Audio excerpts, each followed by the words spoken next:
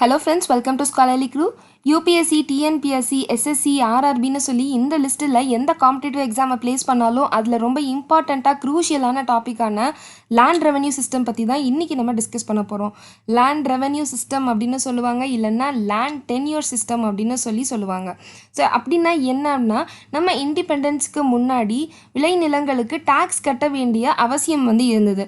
So எந்தெந்த காலகட்டத்தில் என்ன மாதிரியான டாக்ஸேஷன் மெத்தட்ஸை ஃபாலோ பண்ணாங்க, அந்த டாக்ஸேஷன் மெத்தட்ஸை யார் இன்ட்ரடியூஸ் பண்ணாங்க அப்படின்றது தான் இந்த வீடியோவில் நம்ம பார்க்க போகிறோம்.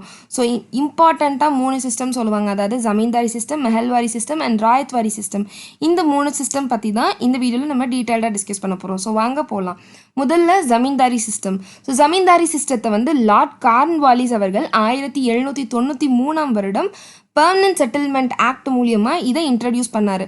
இந்த முறையை எந்தெந்த ப்ராவின்சஸில் நடைமுறைக்கு கொண்டு வந்தாங்க அப்படின்னா, பெங்கால், பீகார், ஒரிசா, வாரணாசி, இந்த 4 மாகாணத்துலேயும் இதை நடைமுறை கொண்டு வந்தாங்க. இதை பெர்மனன்ட் செட்டில்மெண்ட் ஆக்ட் மூலியமாக இந்த சிஸ்டத்தை லான்ச் பண்ணதுனால இதை பெர்மனன்ட் செட்டில்மெண்ட் சிஸ்டம் அப்படின்னு சொன்னாங்க. ஸோ இந்த ஸ்கீமில் இவங்க என்ன செஞ்சாங்க அப்படின்னா, ஒரு ஊர் எடுத்துக்கிறோம், அந்த ஊரில் ஒரு 10 விவசாய நிலம் இருக்குது. அந்த 10 விவசாய நிலத்தையும் யாருக்கு சொந்தம் அப்படின்னு சொல்லி பிரிட்டிஷ் கவர்மெண்ட் அனௌன்ஸ் பண்ணாங்க அப்படின்னா, அந்த ஊரோட ஜமீன்தாருக்கு. ஸோ ஜமீன்தாருக்கு எல்லா பவர், அத்தாரிட்டி, கிராண்ட்ஸ் எல்லாத்தையும் கொடுத்தாங்க. நீ போய் அந்த 10 விவசாயிகள் கிட்ட இருந்தும் ரெண்ட்டை கலெக்ட் பண்ணிக்கோ, அந்த ரெண்ட்டை கொண்டு நீ ஈஸ்ட் இந்தியா கம்பெனிக்கு நீ கட்டணும் அப்படின்ற மாதிரி அவருக்கு கட்டளை இட்டு இருந்தாங்க. ஸோ ஜமீன்தாரும் என்ன பண்ணார் அப்படின்னா, அந்த 10 விவசாய நிலங்களுக்கும் சொந்தக்காரர்களான விவசாயிகள்கிட்ட போய் அந்த லேண்ட் ரெண்ட்ஸ் எல்லாத்தையும் கலெக்ட் பண்ணி கொண்டு ஈஸ்ட் இந்தியா கம்பெனிக்கு கொடுத்தாரு. இதனால ஜமீன்தாருக்கு என்ன லாபம் அப்படின்னு பார்த்தோம்னா, இந்த டேக்ஸ் எல்லாத்தையுமே, அதாவது ரெண்ட் எல்லாத்தையும் 11 பார்ட்ஸாக பிரித்தாங்க. அதில் 1 of 11 பார்ட்ஸ் அதாவது 11 பங்கில் 1 பங்கு ஜமீன்தாருக்கு கொடுத்தாங்க, 11 பங்கில் 10 பங்கு ஈஸ்ட் இந்தியா கம்பெனிக்கு சொந்தமானது அப்படின்னு சொன்னாங்க.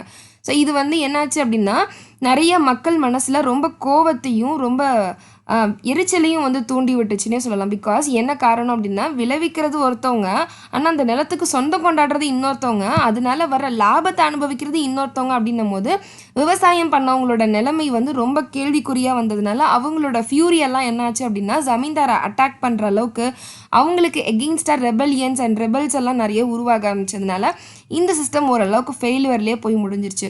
ஸோ இதுக்கு அடுத்த சிஸ்டம் தான் என்ன கொண்டு வந்தாங்க அப்படின்னா, ராயத்வாரி சிஸ்டம்.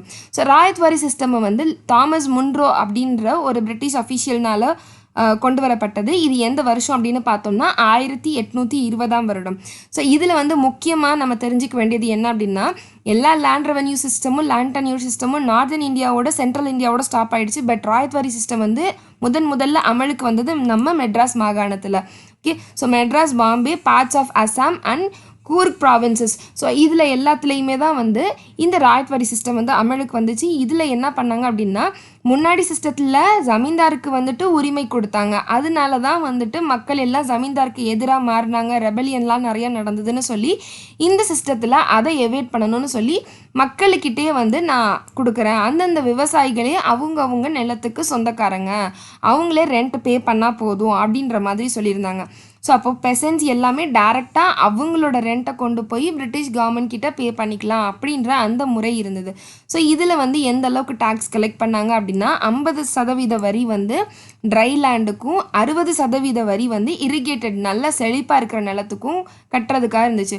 ஸோ இது பார்த்தீங்கன்னா 50%, 60%ன்றது அப்போ மறுபடியும் விவசாயிகளுக்கு எதுவுமே மிஞ்சாது. அதுவும் இல்லாமல் ஒவ்வொரு இண்டிவிஜுவல் பெர்சன்ட், அதாவது ஃபார்மரும் போய் பிரிட்டிஷ் கவர்மெண்ட் கிட்ட அவங்க டேக்ஸை பே பண்ணணும்னு வரும்போது அதை ரெகுலேட் பண்ணி ரொம்ப ஃபார்முலேட் பண்ணி கொண்டு போகிறது அவங்களுக்கு ரொம்ப கஷ்டமாக இருந்தது. அதை கரெக்டாக அவங்களால ட்ராக் மெயின்டைனும் பண்ண முடியல. ஸோ எகெயின் இதுவும் நிறைய ட்ராபேக்ஸோட இதுவும் கம்ப்ளீட் ஆகிடுச்சு அப்படின்னு சொல்லலாம். நெக்ஸ்ட் நம்மளோட மெஹல்வாரி சிஸ்டம். ஸோ மெஹல்வாரி சிஸ்டம்மை இன்ட்ரடியூஸ் பண்ணது லார்ட் வில்லியம் பென்டிக் பீரியடில் எந்த டைம் அப்படின்னு பார்த்தோம் அப்படின்னா 1833 வருடம். ஸோ இது எந்தெந்த ப்ராவின்சஸில் எந்தெந்த ஏரியாவில் இந்த டைப் ஆஃப் லேண்ட் ரெவன்யூ சிஸ்டத்தை ஃபாலோ பண்ணாங்க அப்படின்னா, central province, north west frontier, Agra, Punjab, Gangetic valley of British India. British இந்தியாவை சேர்ந்த இந்தந்த மாகாணத்துலலாம் இந்த மெஹல்வாரி சிஸ்டத்தை இன்ட்ரடியூஸ் பண்ணாங்க. ஸோ மெஹல்வாரி சிஸ்டத்தில் என்ன பண்ணாங்க அப்படின்னா, நம்ம ராயத்வாரி சிஸ்டம், ஜமீன்தாரி சிஸ்டம், இது ரெண்டுத்தில் இருக்கிற ப்ளஸஸ், அதாவது பாசிட்டிவை மட்டும் எடுத்து இதை கொண்டு வரணும். பிகாஸ் அந்த 2 சிஸ்டமுமே மேக்ஸிமம் ஃபெயிலியர் ஆயிடுச்சு. அட்டர் ஃபெயிலியர் ஆனதுக்கப்புறம் இதுவும் ஃபெயிலியர் ஆனிச்சுன்னா நல்லா இருக்காதுல்ல அப்படின்னு சொல்லிட்டு என்ன பண்ணாங்கன்னா, அதில் இருக்கிறதுல எதெல்லாம் நல்ல ப்ரொவிஷன்ஸோ அது எல்லாத்தையும் எடுத்து நம்ம மெஹல்வாரி சிஸ்டமில் இம்பைப் பண்ணாங்க. ஸோ இதில் என்ன செஞ்சாங்க அப்படின்னா, லேண்டை வந்து மெஹல்ஸ் அப்படின்னு சொல்லி பிரித்தாங்க. மெஹல்ஸ் அப்படின்னா வந்து ஒரு வில்லேஜ் அப்படின்னு சொல்லி அர்த்தம். ஓகே, ஸோ இந்த மெஹலில் வந்து 1 இல்லை 1க்கும் அதிகமான வில்லேஜஸ் கிராமங்களை வந்து ஒன்று சேர்த்து மெஹல்ஸ் அப்படின்னு சொல்லி சொன்னாங்க. இதில் என்ன பண்ணாங்கன்னா, அந்தந்த விவசாயிகள் தான் அந்தந்த நிலத்துக்கு ஓனர். ஆனால் அவங்க கொண்டு போய் டேக்ஸை யார்கிட்ட கொடுக்கணும்னா ஒரு வில்லேஜ் கமிட்டிகிட்ட கொடுக்கணும். அந்த வில்லேஜ் கமிட்டி இன்டர்ன் போய் பிரிட்டிஷ் கவர்மெண்ட் கிட்டேயும் அஃபீஷியல்ஸ்கிட்டையும் அதை அவங்க பே பண்ணிக்கலாம் அப்படின்ற முறை இருந்தது. எகெயின் இதுவும் எப்படி ஆயிடுச்சுன்னு பார்த்தீங்கன்னா, பெசண்ட்டு தான் அந்த லேண்டுக்கு ஓனர்னு சொல்லிட்டாங்க. நான் தான் விவசாயி அப்படின்னா என் நிலத்துக்கு நான் தான் ஓனர். ஆனால் நான் கொண்டு போய் வில்லேஜ் கமிட்டிகிட்ட கொடுக்குறேன், வில்லேஜ் கமிட்டி கொண்டு போய் பிரிட்டிஷ்கிட்ட கொடுக்குது அப்படின்னும் போது இது மோர் ஆர்லெஸ் நம்ம ஜமீன்தாரி சிஸ்டத்தையே வந்து ரெப்ளிகா பண்ணுற மாதிரி இருக்குல்ல. ஸோ அதனால் இதுவும் ஓரளவுக்கு மக்கள் மனசில் பயங்கர அதிருப்தியவே ஏற்படுத்துச்சு அப்படின்னு சொல்லலாம். லேண்ட் டென்யூர் சிஸ்டம் அப்படின்னு சொல்லி எக்ஸாம் பர்ஸ்பெக்டிவில் எடுத்துக்கிட்டோம்னா நமக்கு தேவையான விஷயங்கள் எல்லாத்தையும் ஷார்ட் அண்ட் ஸ்வீட்டாக நல்லா கிறிஸ்பாக பார்த்துருக்கோம். ஸோ இந்த செஷனை இன்னும் கொஞ்சம் இன்டராக்டிவாக மாற்றணும் அப்படின்றதுக்காக இந்த கொஷின் நாங்கள் உங்களுக்காக போஸ்ட் பண்ணியிருக்கோம். Which of the following statement is not true about the zamindari system. So zamindari system first discuss பண்ணோம்ல, அதுக்கு இந்த ஸ்டேட்மெண்ட் வந்து ஒன்றும் ஃபிட் ஆகாது. அது என்ன அப்படின்னு சொல்லி கேட்டிருக்காங்க. It was implemented in Bengal. In it the zamindar was made the land owner. In this the zamindar gave 80% of the total tax to the British and kept 20%. Before independence this practice was applicable. So இந்த கொஸ்டினுக்கான ஆன்சரை நீங்கள் கமெண்ட்டில் share பண்ணுங்கள். Okay, இந்த land tenure system உங்கள் மனசில் வந்து நல்ல ஒரு இம்பேக்ட் க்ரியேட் பண்ணி, அதாவது உங்களுக்கு மனசில் நல்லா பதிஞ்சிருக்கும் அப்படின்னு நம்புகிறோம். இன்கேஸ் இதில் எதுவும் உங்களுக்கு டவுட்ஸ் இருக்குது அப்படின்னா அதையும் கமெண்ட்டில் ஷேர் பண்ணுங்கள். கண்டிப்பாக கிளாரிஃபிகேஷன் கொடுப்போம். தேங்க்யூ.